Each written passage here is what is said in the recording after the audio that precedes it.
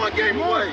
Blow up. We're playing for something, man. We're playing for something. Just gotta mean something to you. They gotta mean something. Everything you got. Let's finish this.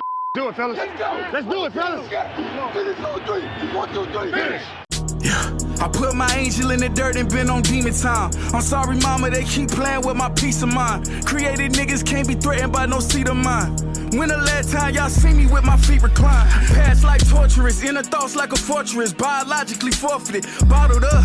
A nigga had to put a cork in it. Nigga thought he had one up on me, fucking unfortunate. Black magic, Harry Potter, that young source of shit. Good girl, so she claimed, do all sorts of shit. Neck like an ostrich, mouth taking all of my kids, look like an orphanage. I'ma be all up in her rears when them endorphins hit.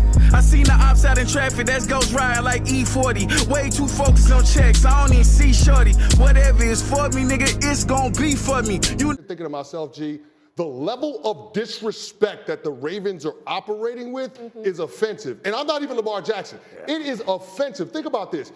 We're going to default to the franchise tag for a guy that's won an MVP, that's won a road playoff game, and that's 25 years old. When this dude decided that he was going to put it on the line for us coming into a season where he had no financial security beyond 2022.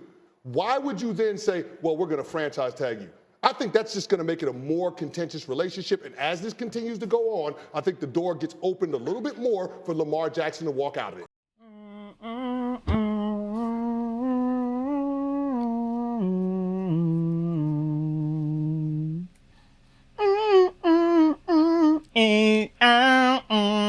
Yo!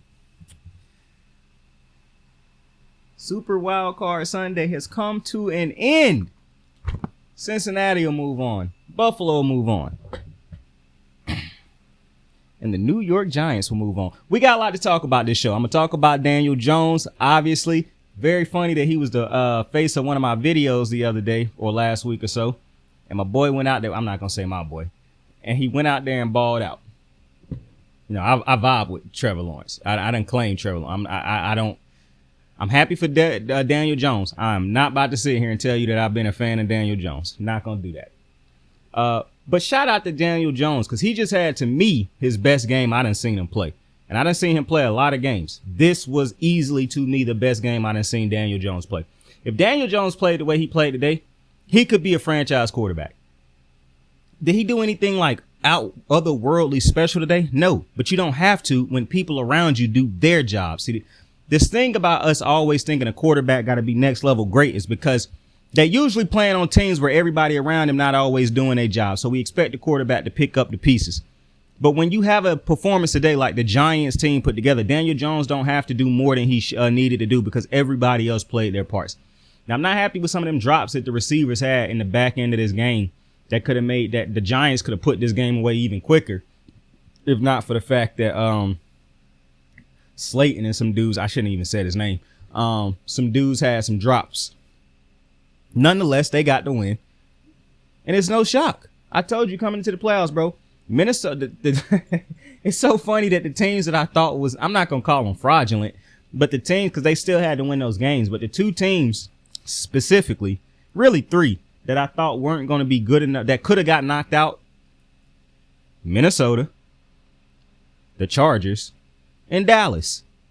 It just is what it is. Dallas ain't got knocked out yet. They play tomorrow. I'm not wishing that on them, but not going to be mad if Tom Brady, Goat Brady, get that dub.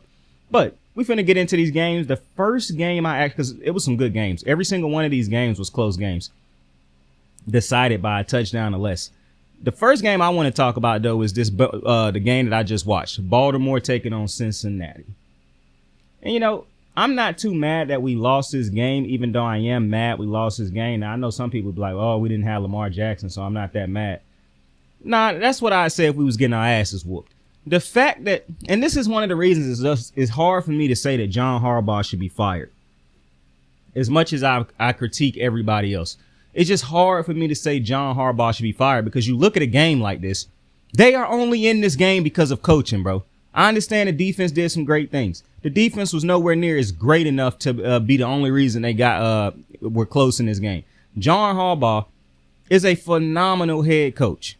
I understand there's people out there who don't think he's a good head coach because you see so many offensive-minded head coaches that's have a more direct impact to the team.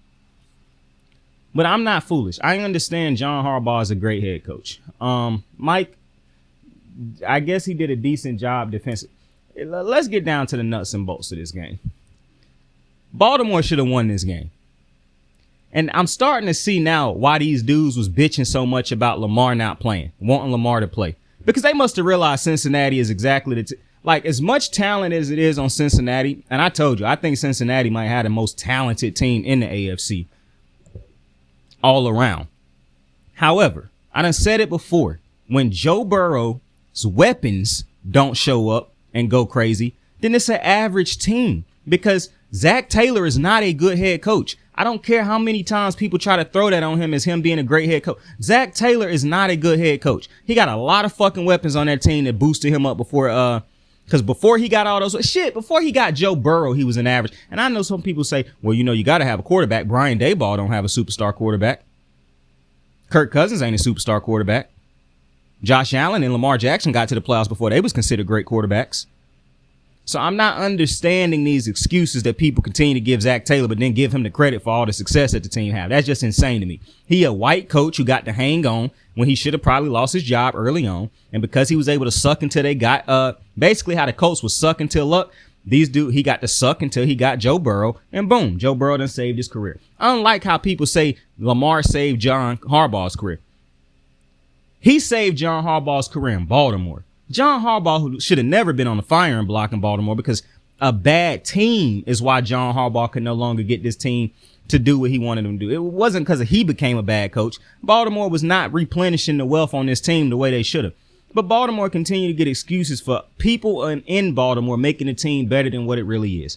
John Harbaugh out coaching, making the team look better. Joe Flacco in the playoffs. The defense in Ray Lewis, Ed Reed, and Suggs. You got Lamar Jackson now. When the team come up short in different areas, they have great players to pick them up. Or, like I said, in head coaching. And they done had good head coaches in they past also. But this was a winnable game. And like I said, I now understand why everybody was bitching, hoping that Lamar Jackson hurt himself more by going out there to beat Cincinnati. Because I guess they had a game plan this game on how to stop Cincinnati. But this is the thing. I don't really know how much of a game plan stopped Cincinnati. They did a good job defending Cincinnati. But the thing that irritates me a lot about Baltimore is they still gave up points they shouldn't have gave up. I'll get to the Tyler Huntley fumble in a minute that basically sealed the game for us. But the Cincinnati thing, man, I enjoyed. Listen, I'm happy our defense went out of the season with a bang. I am happy about that. But the defense still have to understand they did not play the best game they could have played. I'm not understanding why you paid Marcus Peters so much money and Marlon Humphrey so much money to sit back in a zone and watch Jamar Chase run the same fucking route for the entirety of the game, basically. I mean, just run a quick 5-step drop, a 5-step comeback route every fucking time because of how far off Marlon Humphreys and Marcus Peters play. You have two safeties, but still you defend like that and let them just destroy your defense. Now, the interesting thing about the Bengals is they really don't get satisfied with just being able to do these check down throws that they do a lot.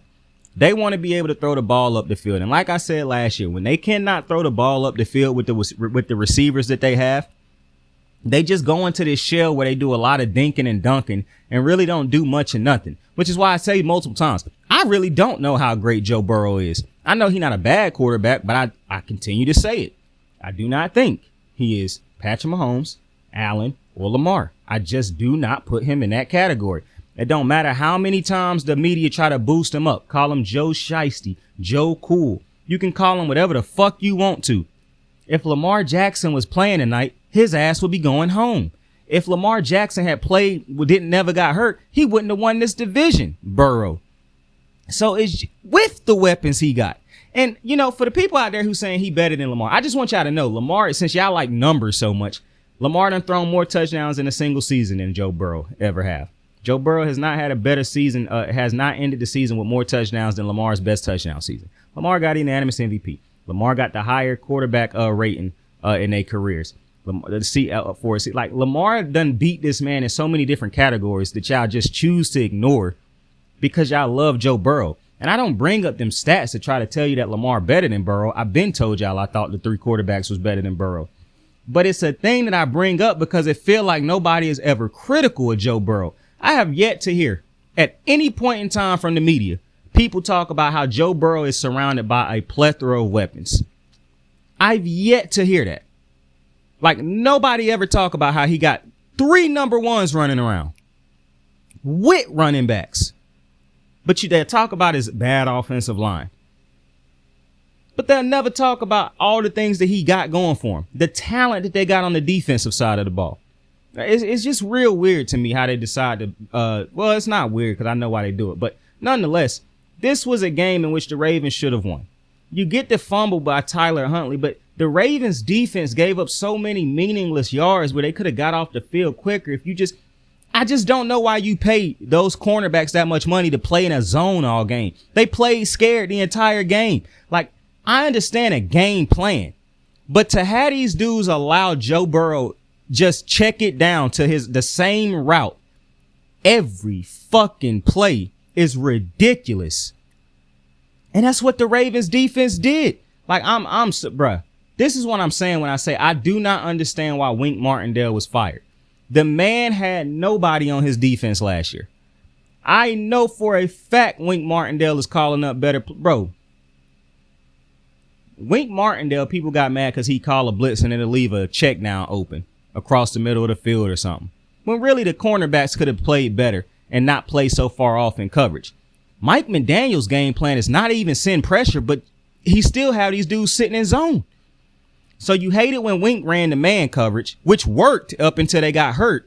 But now we happy that they can just sit back in a zone and allow receiver because they scared of Chase and Boyd and Higgins. That's how they play when they play them. They play scared. That's why they choose to defend them the way they defend them. I hear people all the time, oh, well, you can't man up on that type of receiver. Yes, you can. You can man up on a Jamar Chase and T. Higgins and whatnot. You have to make that quarterback make that throw all game if that's what you're going to choose to do. Plus, I didn't say man up on him and leave him one-on-one the whole game. But to play this zone coverage where you start like 10 yards off of the receiver and let him run a quick 5-yard drop to catch the ball and then get the extra 5 yards because you playing so far off of them is ridiculous. None of the receivers break. None of the cornerbacks for the Ravens break on the ball the way they should. So you just giving up yard after yard after yard after first down after first down after first. And then you got Marcus Peters who talk a lot of shit. He got attitude, and I like Marcus Peters. But what do that do for us when we losing? What did that do for us when y'all continue to give up these easy catches? Like, I'm so confused by this. And at the end of the day, people will be like, well, it was only 17-24 and the defense and the offense only scored twice for the Cincinnati Bengals. They should have scored once. But because of how they choose to defend these dudes, because they scared of letting these dudes get down the field, but you don't pay them to just be sitting back in the zone. Like, Baltimore got one of the most expensive secondaries in football. Why do they choose to defend motherfuckers like this? Why are you paying people this much to sit back in zones and not attack? Like, it's just very confusing to me, the extra yards and the unnecessary yards that Baltimore continuously concedes because they just choose not to play an aggressive style of defense. And I don't even the pass rush for Baltimore, which I'm almost certain won't get better in the offseason. But the pass rush of Baltimore is just sad because every time you see a 3rd and long, you know Baltimore not going to get home to the quarterback. You just know they not. It don't matter how good or bad the offensive line is for the opposing team because Baltimore don't have a legitimate double team him because he is a bona fide 10-plus sack a year guy by himself. Baltimore don't have that. Justin Houston used to be that when he was younger. Calais Campbell used to be that when he was younger. They don't have that now. That is a problem. A pass rush would help this defense tremendously. And then the cornerbacks could sit back in these dumbass zones that they continuously sit back in and let people just pile up the yards on them. That's the thing about Baltimore, man. You know, people talk about the collapses that they done had in the fourth quarter this year. Bro, it stems from the way they play defense when they take leads on teams. This wasn't even a game they had to lead, and they had to lead at one point in time by 1, but this wasn't even a game they was dominating, and they still chose to play defense like that because of they were scared of what Jamar Chase could do. Because I think it was really Jamar Chase, not what Higgins and them boys could do, even though they still played off coverage on them dudes too. Like, so I understand people at the end of the day will come back and be like, well, they only held them to 2 touchdowns. Bro, they could have held them to no touchdowns, and at the very least, they could have held them to 1. Both touchdowns, they just marched down the fucking field running the same plays. And Baltimore changed nothing. Like, and the only reason that Cincinnati, in my opinion, was able to hold them to basically as low a points total as you did was because of J.K. Dobbins in the run game. The run game for the Baltimore Ravens was great when it was great. But the thing with the Baltimore Ravens that's going to continue to cost this fucking team, man, if they don't never figure this shit out, is the red zone, bruh. I really don't be getting on here trying to go at Greg Roman, but I just don't. And to be completely honest with you, I done grew exhausted from complaining about Greg Roman. Dead ass. Because I told you, when an organization clearly can see teams around them getting better and realize that they don't have a good enough offensive coordinator, regardless of how good you think he is, the production on the field. And, it's some weirdos on Twitter right now, white dudes, who continue to give Greg Roman the credit for Lamar's MVP season. Bro, I don't see y'all get credit to no other head coach for a quarterback having an MVP season. The coach ain't out there making them fucking throws, making them reads and shit. So the fact that y'all be using Greg Roman and try to say he was the reason Lamar won MVP, that's insane. Because if he was the reason Lamar won MVP, why Lamar ain't won it since? He's still there. Like, that's just insane to me. Because I don't hear people giving Belichick credit for Tom Brady winning MVP or Josh McDaniels. I don't see people giving Andy Reid and Bieniemy the credit for Pat Mahomes winning MVP, and he'll probably win it again this year. I don't see people give credit to Matt LaFleur for Aaron Rodgers winning MVP. But for some reason, Lamar Jackson win MVP, and it's because of Greg Roman? What are y'all smoking? No, what are y'all snorting? Because this is just crazy levels of disrespect that I just refuse to understand, bro. Dead ass. Like, I can't understand it. But back to the game. What I'm not understanding about Baltimore is how bad they play in the red zone, bro. And like I said, I don't want to take shots at Greg Roman because I done come to the conclusion he'll never be fired because the organization just loves something about him where it's really John Harbaugh, because John Harbaugh got the power to let him go. And he just won't. I don't know if that's because you're too good at. You let Wink go, but you won't let Greg Roman go. And I have to believe it's because the Ravens truly don't know if they can hire another good offensive coordinator because they're just not a good offensive team without Lamar. Meaning, I understand they won't be good without their superstar quarterback. But Kyle Shanahan don't have his superstar quarterback either. And the offense don't just fall off a cliff. The Ravens offense falls off a cliff without Lamar. And when they have Lamar, at times it look like he's fighting against the offense because the play calling is terrible. And I'm not even going to go over the entire play calling throughout the season of the game, but in the red zone specifically, Greg Roman is having brain cramps. Like, as soon as he get to the red zone, brain just shut off. Because it's no way that the Ravens are as bad as they are in the red zone on a consistent basis, bro. It's just no way. But that's what's happening. Every time this team get into the red, do you know how many games the Ravens lost this season because they could not score in the red zone? Even with Lamar. Do you know how many points they left on the field this year because they could not score in the red zone? Even with Lamar. That is a problem. See, people was bitching because they said, oh, Lamar the reason we can't score in the red. Well, now Tyler Huntley can't score at all. And when he do, it's rare. But I think he got like 3 touchdowns. I'm not even going to go over his interceptions because I'm not trying to shit on Tyler Huntley right now. But they change. The offense don't change. For all the people out there who wanted to believe in Tyler Huntley because you hate on Lamar, so now for some reason you love Tyler because you don't like Lamar for some odd ass reason when he's done nothing but be the model franchise quarterback. But you use Tyler Huntley and you still can't score in the red zone. You got Gus Edwards for some reason. He don't get used in the red zone. And when he do, He can break through tackles and do a lot of tackling, extra yard gains when he ain't in the red zone. When he in the red zone, it's just all over. And I understand the red zone is a condensed area, more people right there to pile up on the tackle. That's understandable.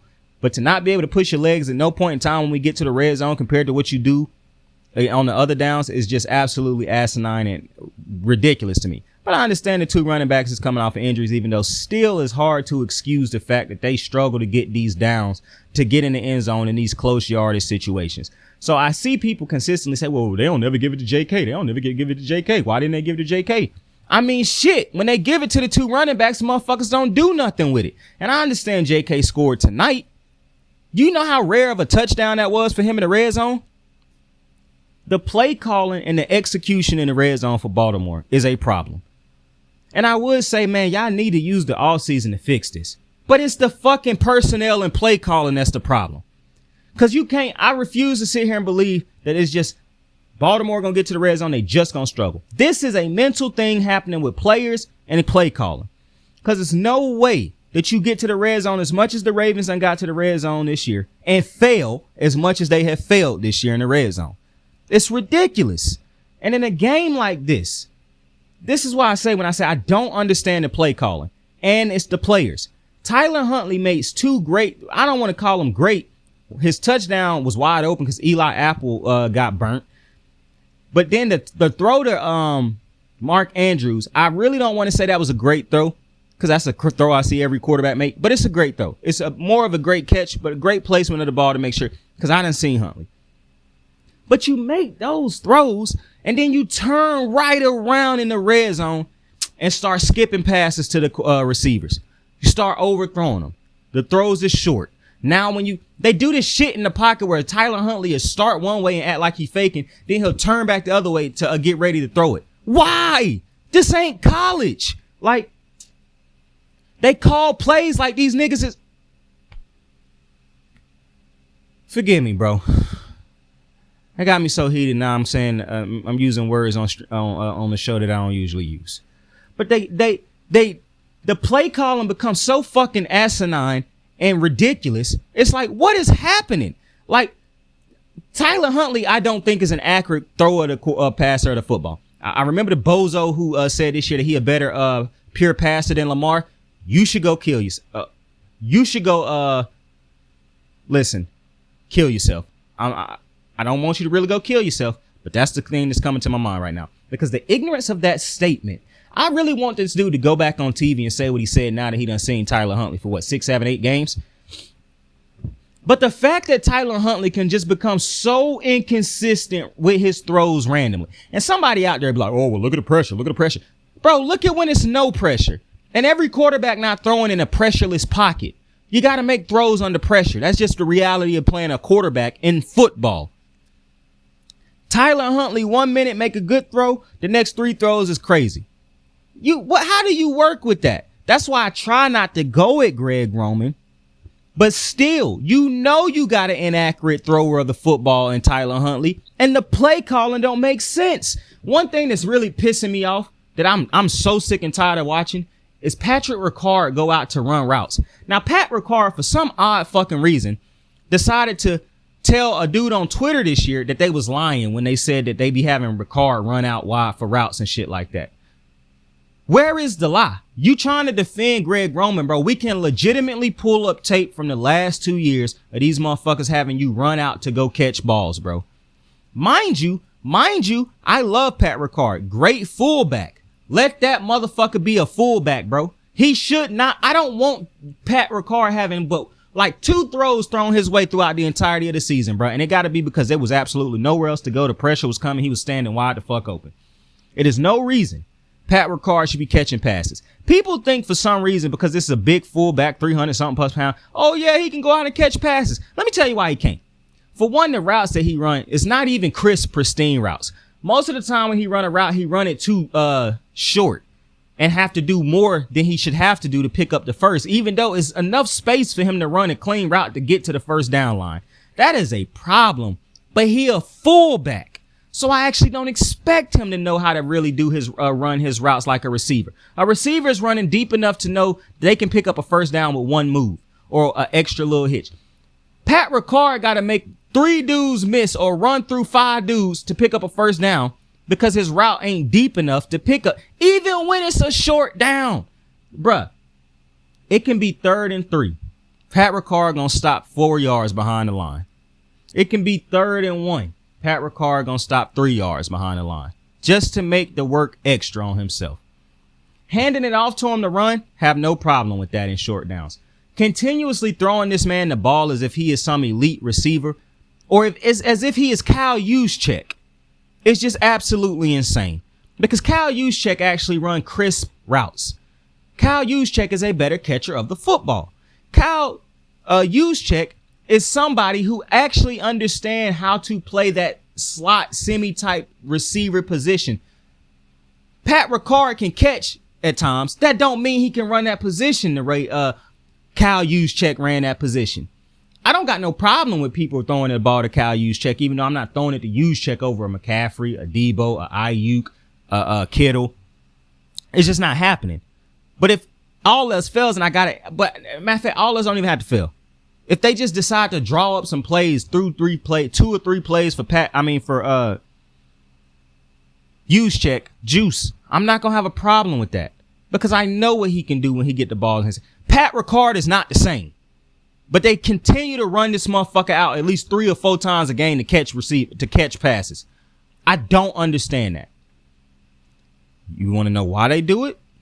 Because they don't trust the receivers. Like Chris Berman, like Collinsworth said tonight, which I like Collinsworth. Tonight was a hard game to watch him, to listen to. I had to turn the volume on the TV all the way down because the way he was sucking off Joe Burrow. And I understand he played for the Bengals, so it's going to be natural for him to consistently show love to the Bengals. No problem with that. It's the consistent extra sucking off of Joe Burrow that you do that really just irritate the hell out of me.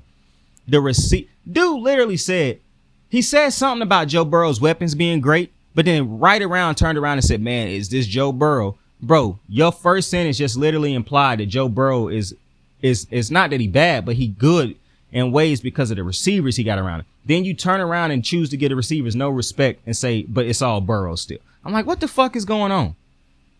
So I realize now I cannot watch Sunday night football games with Chris Collinsworth if the Bengals is playing against anybody really. Because I don't feel like listening to somebody suck off Joe Burrow like this. I really don't.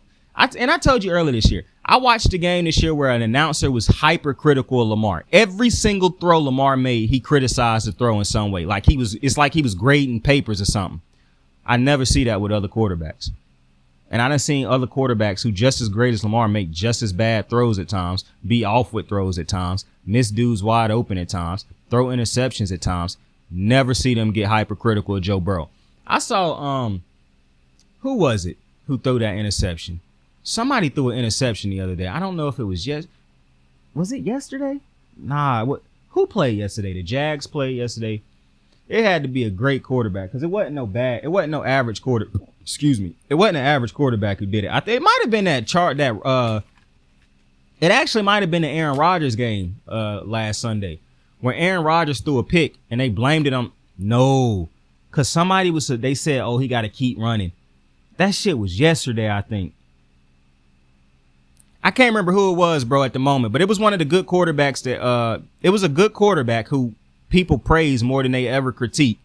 And he threw an interception, and I don't know if it was Burrow, Rodgers. I don't think it was Burrow. It was either Rodgers. I could not remember who the fuck played yesterday. The Niners played yesterday. It wasn't the Niners. So who played? It definitely happened the week before that. It might have been Aaron Rodgers. No. It was Josh Allen. It happened today. You see, it was hard for me to remember that because, I fuck with Josh Allen heavy, so I don't be trying to critique Josh Allen too much or criticize him. It was Josh Allen. Josh Allen threw an interception. They was like, the receiver should have kept running. And I'm like, what? That's a bad throw. They literally was like, yo, that interception is not on Josh Allen. Immediately. Go watch how Lamar Jackson throw an interception. Oh, yeah, Lamar should have did this. He got to do this. He should have made the throw right here. And this. Like, bruh. This is ridiculous, bro, which I'll do it. But nonetheless, back to the game. The problem, I don't understand Greg Roman's play calling, but I don't understand how Tyler Huntley is so inconsistent from play to play. It's like Jimmy G, except for Jimmy G is a far better thrower of the football than Tyler Huntley. And so it's so hard to watch a quarterback when you get to the most important part of the field, just become so erratic at times. Like he make a good throw right here. The next couple throws is just off. Like the last drive of this game, I do not understand why they wasted so much time with 2 timeouts. Made no sense to me. On top of that, though, I didn't expect these motherfuckers to do nothing anyways, because Tyler Huntley was so inconsistent on the last drive. Like, my boy, every single one of them throws, who were they going to? He flush out of the pocket faster than he have to at times. He read pressure that's coming off the edges and shit sometimes. And even though he could sit there and make a good throw, he choose not to. He try to escape. He not great at escaping. He damn near as bad as Russell Wilson with his pocket awareness, because, and really, I'm not trying to go at Tyler Huntley, but I'm really breaking down his game of what I done seen from him lately and this game. Is he better than Lamar? Obviously not. He ain't no cheap Lamar. He ain't no knockoff. This motherfucker is not Lamar Jackson in any sense of the imagination of word. But the things that they could have still won this game.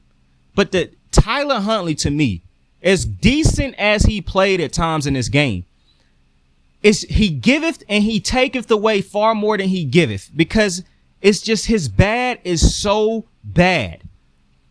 We should, for one, recall. I don't even hate the play call. Okay, a triple play that I hated. It's one play. I hated everything about the play. But if everything worked on the play, I would have still hated the play, but at least it would have led to 6.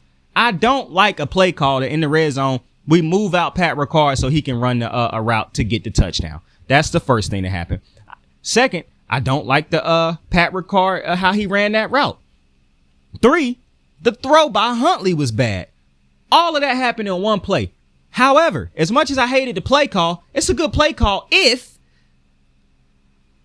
Pat Ricard run a deep enough route to actually get to the outside and be wide the fuck open, since you running him like a receiver and shit, or like a running back. And then if Tyler Huntley can just make the throw, that's the problem. I don't know if it's because he ain't played in the NFL or started too much, even though he doesn't had enough times to start to get this under control by now. But throwing under pressure is a problem for Tyler Huntley, because he is so erratic when he try to throw it. And I done addressed it already. Oh, well, everybody struggle throwing under pressure. I get that. Everybody can struggle at times throwing under pressure, but the great quarterbacks figure out a way to do this shit when they under pressure. It's just the reality. Tyler Huntley, for one, can never see the pressure coming. If you're not prepared for the pressure, you're not going to be prepared to adjust to the pressure. That's one. Two is somebody should be helping him if they realize he ain't picking up pressures properly. Name one time Tyler Huntley done picked up the pressure properly. This is making the game harder on him, who is already not a good pocket quarterback and who already is not even as good at escaping the pocket. You need to know when the pressure is coming, my boy, so that you can have something in your head already that you need. You got to put the ball, put it right here, throw it right there when pressure coming. Because he is not great at identifying pressure, he get himself in these situations, and I'm not putting it on the offensive line, because what the offensive line supposed to do if the quarterback can't call out the pressures too?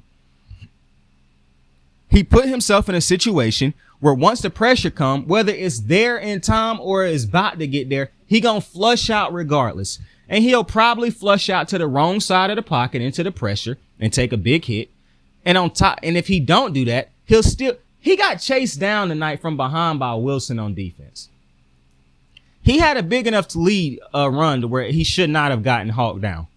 If that's Lamar Jackson, that's probably a 20, 30-yard game. But for some odd reason, and I really don't understand this for the life of me, bro. I'm really trying hard to understand this. How Tyler Huntley is a running quarterback that cannot run. Like every single week, Tyler Huntley show me something new in his run game. Either he's slow, which is weird that he start running and everybody could just catch him. He don't make smart decisions when it comes to running, like seeing proper holes. He runs straight into contact. He don't hold on to the ball that great. The ball always is loosey-goosey in his hands. And at last, he take too many big fucking hits. Like, you hold your breath every time he run because you know he gonna run clean into a big hit.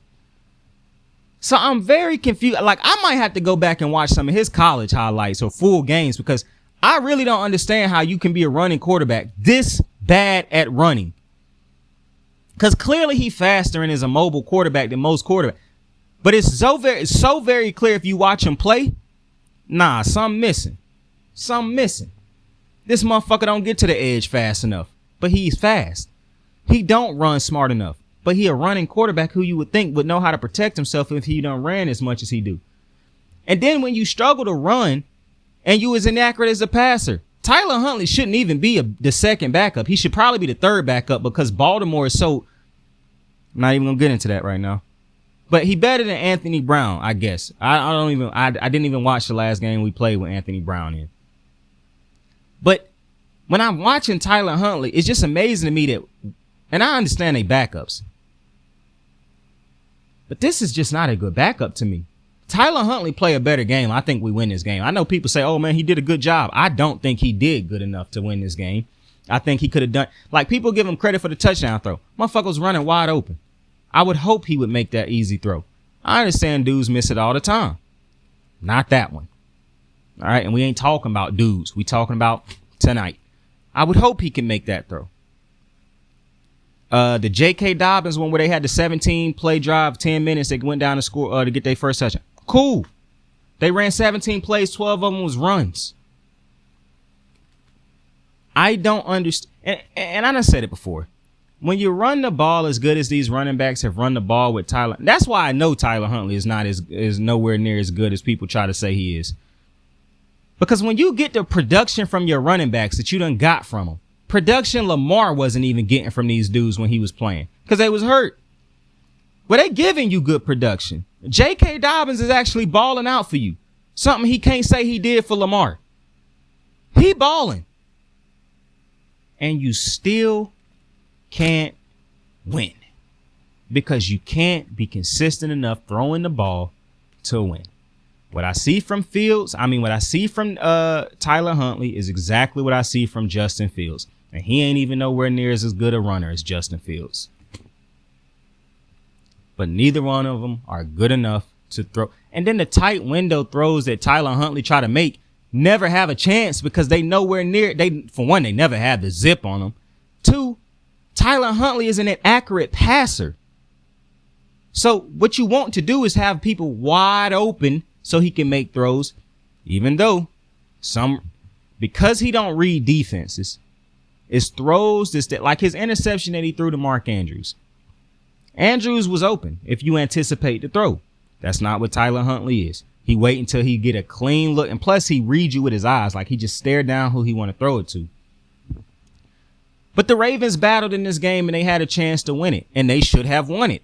But like I said, Tyler Huntley for one, he had 2 turnovers, an interception and a fumble in the red, which for the life of me, I don't understand that play. I don't understand the play call. I don't understand him diving up and doing what he did with the ball, losing the ball and getting ran all the way back for a touchdown. I just don't understand, bro. I don't.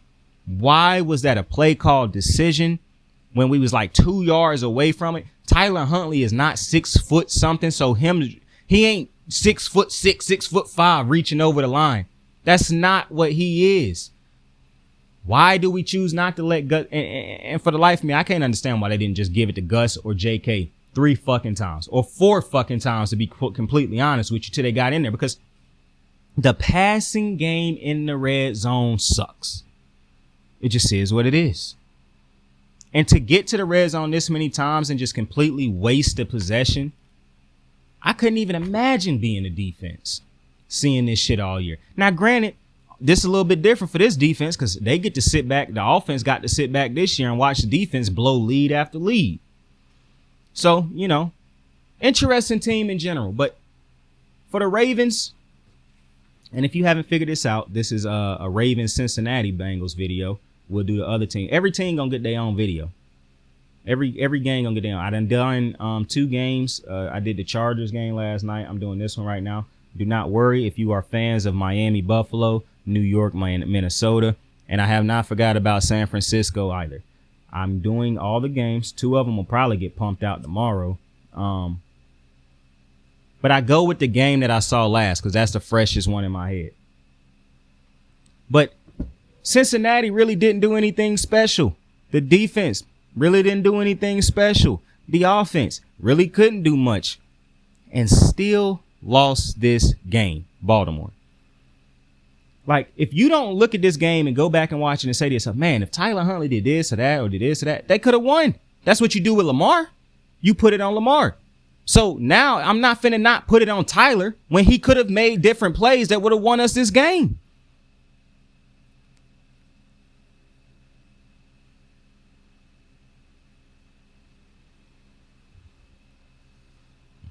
That's who's starting in the game. That's who I need to make plays. Point blank, period. And I heard the report at the beginning of the game where John Harbaugh was like, he could go to Anthony Brown at some point in time in this game. That was only going to happen if Tyler Huntley had threw like 3 interceptions early and it was looking like we was never going to have a chance to compete.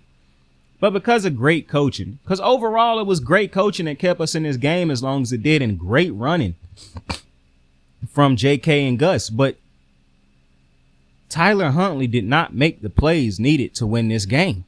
It's just as simple as that. And I don't want it to sound like I'm piling on Tyler Huntley. I understand what Tyler Huntley is. But this is more so towards the media that continuously boost him up, like, because they don't like Lamar Jackson for whatever reason. And the Lamar Jackson slander this week has been very interesting, to say the least. But nonetheless, this was a very much a winnable game from the Ravens. And I'm pretty sure John Harbaugh realized that this was a winnable game. I'm pretty sure he pissed off about it. He probably won't say nothing, but he know he coached a good enough game to win this game. But he got to come to the real. I'm pretty sure they all in that organization know Lamar Jackson is playing in this game. We win this game. If you have the same performances that we just had, you take out Tyler Huntley, you plug in Lamar, this is a win by the Baltimore Ravens. I done told you before, Lamar got no fear of no Cincinnati Bengals. He done beat them too many times in his career. Harbaugh done beat him too many times in his career. We played him 3 times this year. There was no fear coming into this game, aside from them fearing Jamar Chase.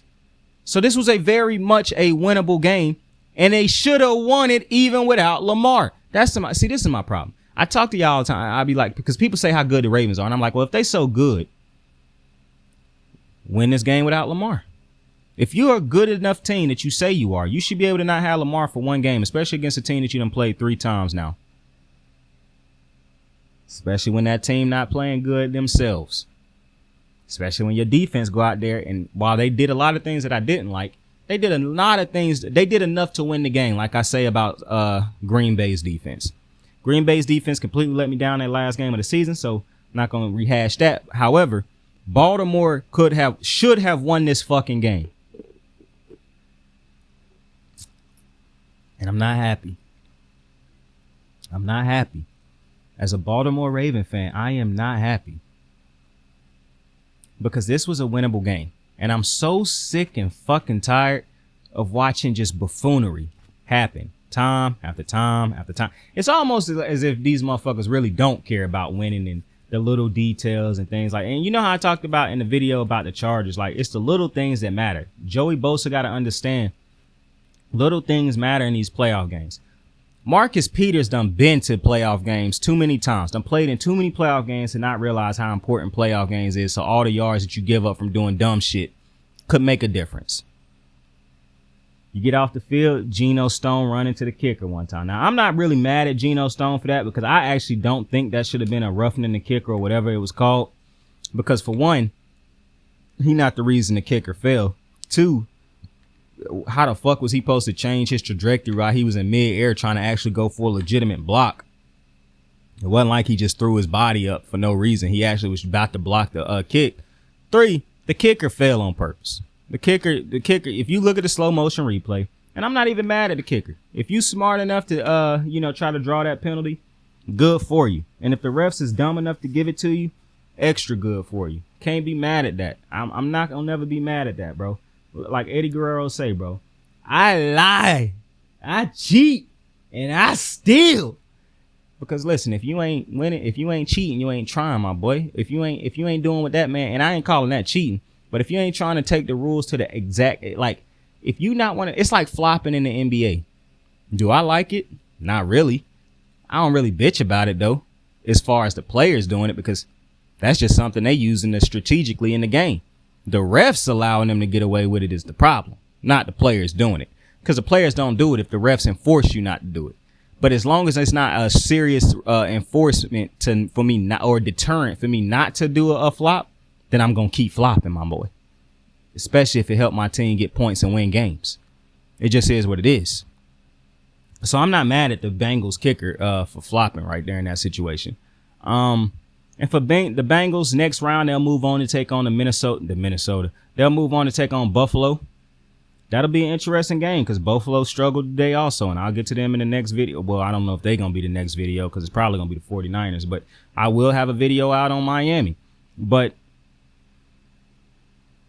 who knows, bro, what you get from Cincinnati. Either you're going to get the explosive one where the weapons is all they feeling themselves and they balling out, and meaning Joe Burrow balling out too, or you're going to get these games where they dink and dunk and they give you a chance to beat them, or you put yourself in a situation to beat them.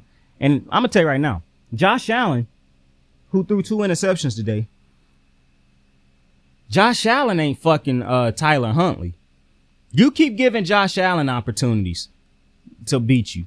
I promise you he going to take them. He not going to fold in the – well, he did fold. Well, that wasn't his red zone, actually, when that happened against the Vikings. But he not going to fold like a Tyler. And listen, I'm not trying to, talk down on Tyler Huntley. But Tyler Huntley is what he is. And I appreciate him going out there and giving the effort that he gave.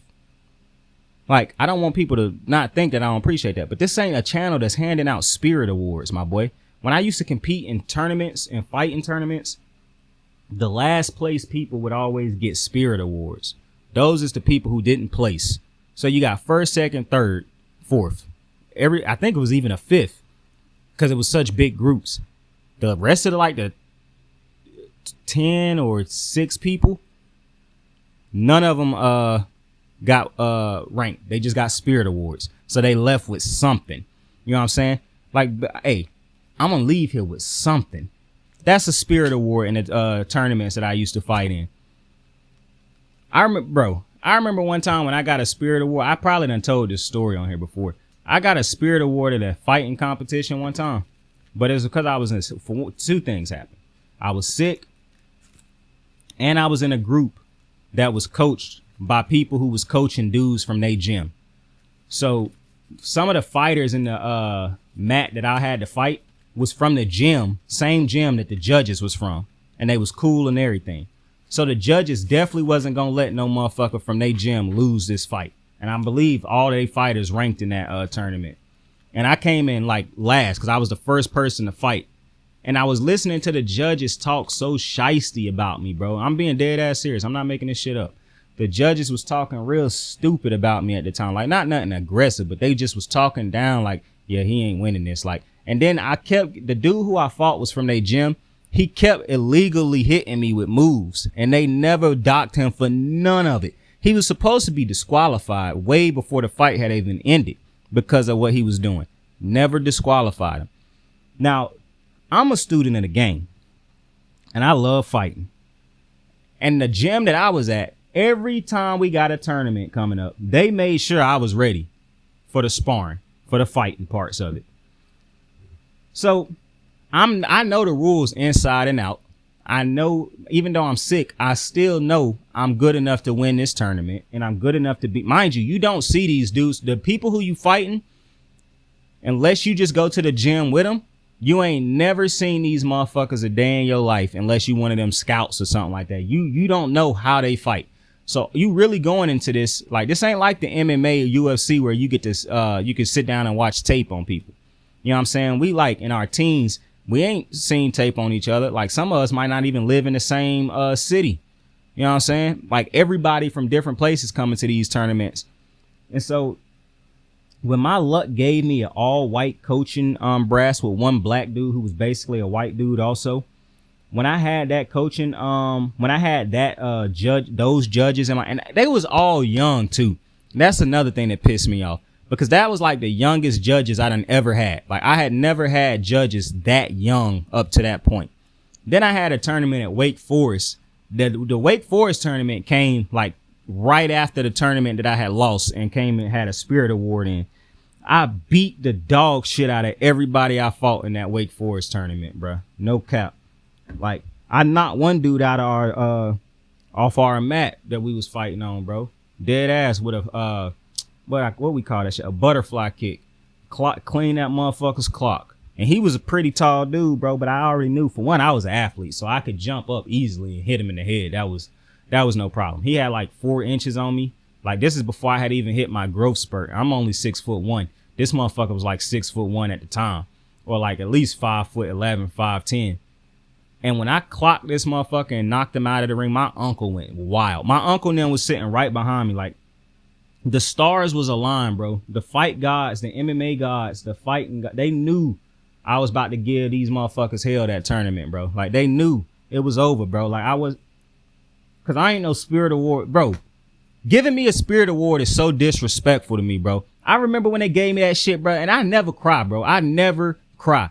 I cried that day, bro, and I couldn't even fight it. Like, that's what I mean. When you can cry, like, I know some people cry on purpose for something, but I couldn't even stop myself from crying. Like, I realized it as I'm starting. I'm like, bro, this must really like, I knew it was pissing me off. But just thinking about how they cheated me and all the things that went in for them doing this to me, bro, that's like one of the first times I realized life ain't fair. Like, you can be as good as you can be, but sometimes the odds is just going to be unfair to you, and you're going to lose because of that. But I did not let that deter me, because that tournament was over. But I said, bro, if I ever see these motherfuckers again, I'm going to beat the shit out of them. Dead ass, bro. Not the judges. I wish I could have met the judges, but they was older than me. They was a little bit bigger than me. They could have won those fights against me, possibly.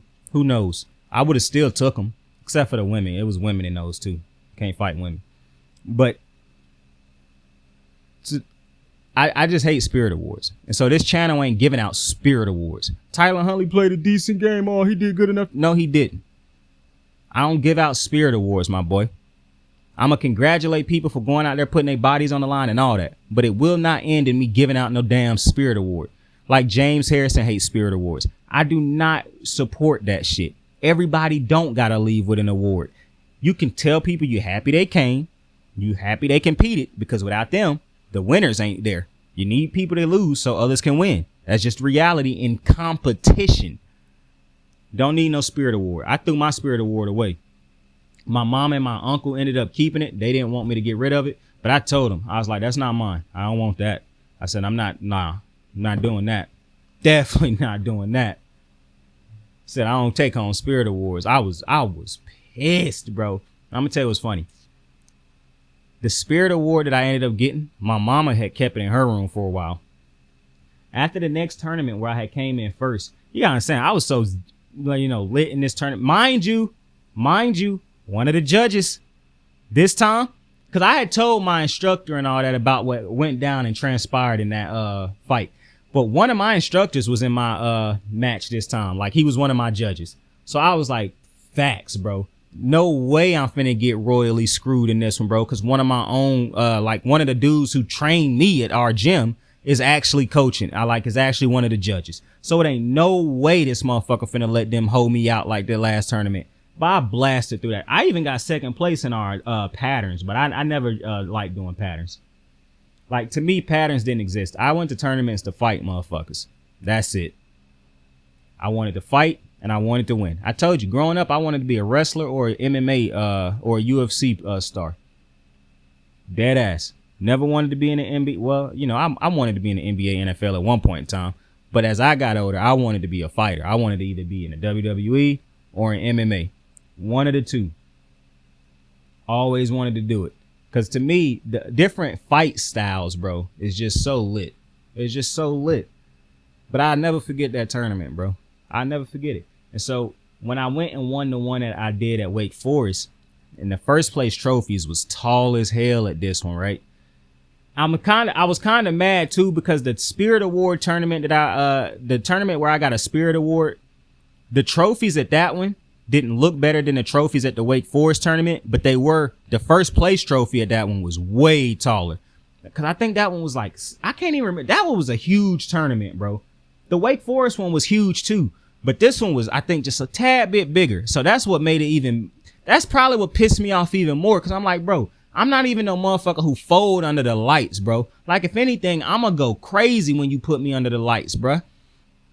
And so when I had lost, bro, my cousin had competed in the tournament. He was in the, we ain't in the same tournament because it's multiple tournaments going on. It's the same tournament, but not in the same tournament. You know what I'm saying? So it's a tournament being held, but it's like 50 different groups because I can't fight my cousin. My cousin is way shorter than me. He younger than me. He don't weigh nowhere near as much as me at the time. So he had to be in a group with people that he could be in. He won first place in that group. 2 first places. He won first place for his pattern, which is something he always ranked high in his patterns because he was one of them type of motherfuckers.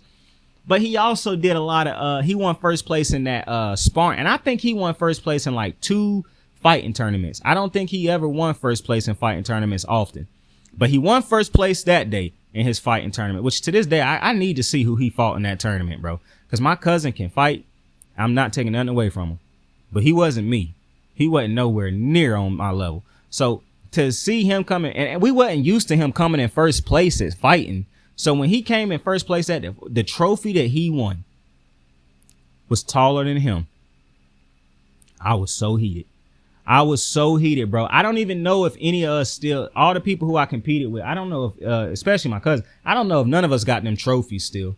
Like, I don't know if any of us still got, and that's crazy, bro, because I didn't grow up like all the trophies and awards I won for playing sports, bro. I threw them shits in a closet.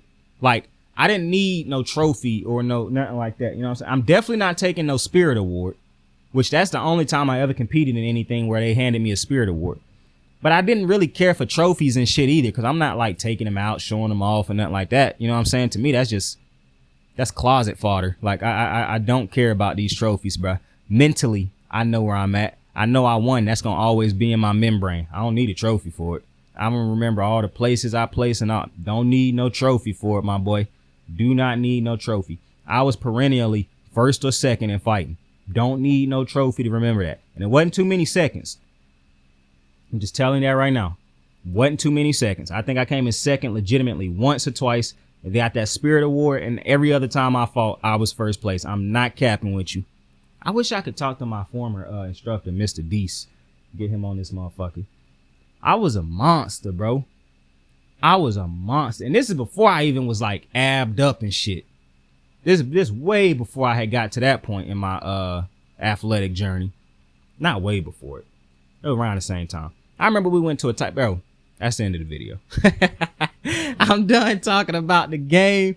I appreciate y'all for joining me on another episode of Kicking It with Saint. I will be back to talk about the other games. Fuck Cincinnati. There's no shot that I'm shouting out Cincinnati. You bums should have lost.